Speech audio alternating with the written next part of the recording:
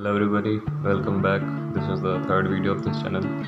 और आज मैं थोड़ा सा नॉर्मल बातें और जो मेरे अपकमिंग एग्ज़ाम्स हैं उनमें मेरी क्या प्रिपरेशन स्ट्रेटजी होगी वो सब चीज़ें बताऊंगा। ठीक है, तो स्टार्ट करते हैं। तो हमारे अभी 3 एग्ज़ाम्स कंटिन्यूसली आने वाले हैं। पहला हमारा जो है वो एनडीए का है। एनडीए का मैंने नहीं बताया था क्योंकि मैं इसको लेके मतलब सीरियस तो हूँ, बट मुझे इसमें आगे करियर परस्यू नहीं करना है। मतलब जो फर्स्ट प्रेफरेंस है वो मेरा नॉर्मल कंप्यूटर साइंस वाली टेक्नोलॉजी से है। ठीक है, उसके बाद अगर नहीं होता है तो मैं इंडिया को परस्यू कर लूँगा। तो पहले मेरा इंडिया का है 12 को। आफ्टर दैट 13 को मेरा मणिपाल वाला टेस्ट है, फिर एक दिन का गैप है, और 15 को मेरा बिट्स का पहला सेशन है। तो बहुत ही प्रेशराइज कंडीशन चल रही है इस समय।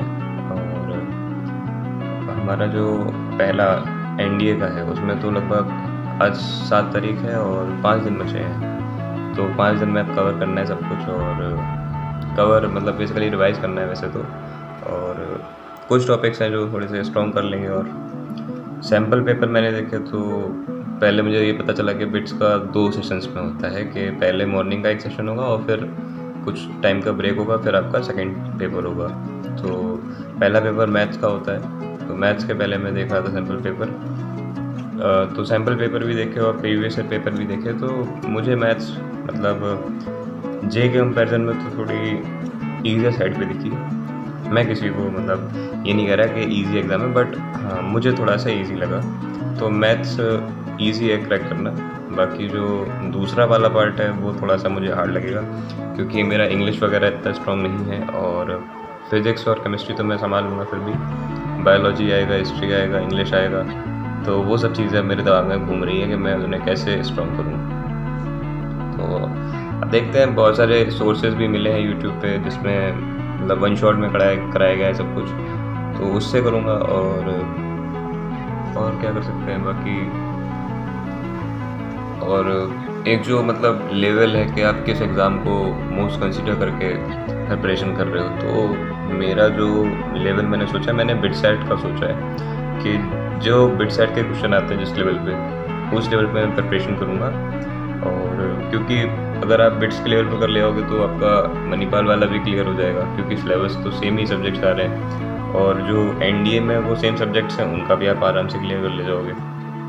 तो बिट्स के लेवल की प्रिपरेशन मैं कर रहा हूँ। ठीक है,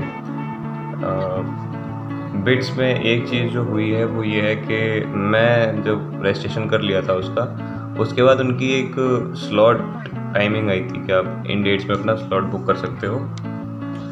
तो वो स्लॉट विंडो जो थी वो मेरी मिस हो गई एक्चुअली।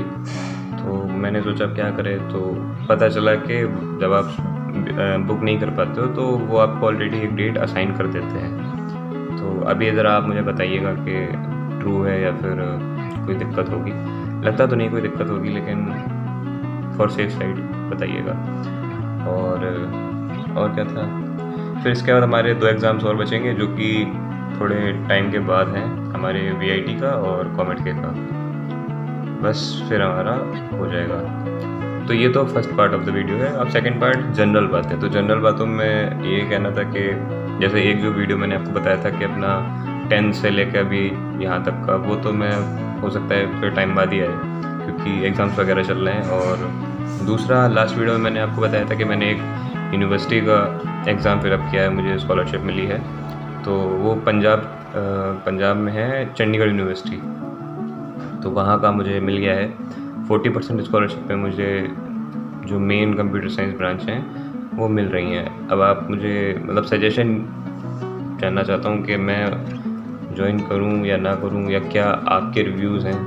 ठीक है, और मतलब कह सकते हैं कि यार मैंने उनका ओवरऑल भी देखा तो सीएससी से तो उनका जो एवरेज पैकेज जा रहा है वो 9 to 10 lakhs बता रहे हैं। उनके काउंसलर से भी मेरी बात हुई तो मुझे तो ठीक लगा। मैंने कहा ठीक है, कर सकते हैं। और बस वही है कि आप लोगों में से किसी को पता हो तो बताओ मुझे कि जाऊँ या ना जाऊँ। ठीक है, और वैसे ये कंसीडरेशन में रखी है मैंने, अगर मुझे इससे अच्छे कॉलेज जेई के मार्क्स से या फिर जो मैं एग्ज़ाम्स देने जा रहा हूँ वो मेरे अच्छे क्वालिफाई हो गए तो फिर मैं इसको छोड़ दूँगा। जो मेरा ओपिनियन है वो मैंने ये सोचा है। और बाई चांस अगर मुझे नहीं मिलते हैं तो फिर ये तो सेफ साइड में है ही मेरे पास।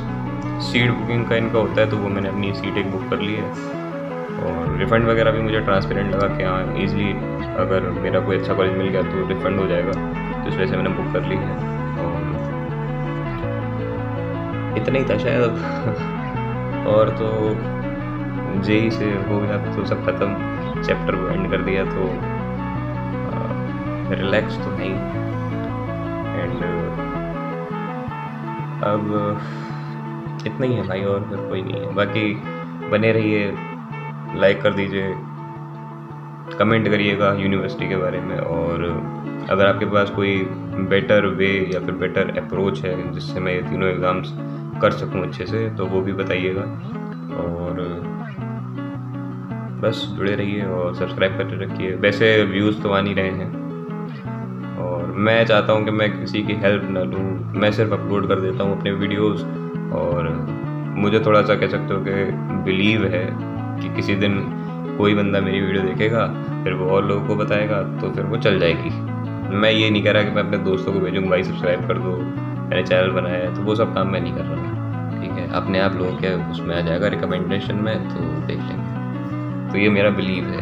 ठीक है, बाकी मिलते हैं नेक्स्ट वीडियो में, तब तक stay tuned and subscribe. Bye bye.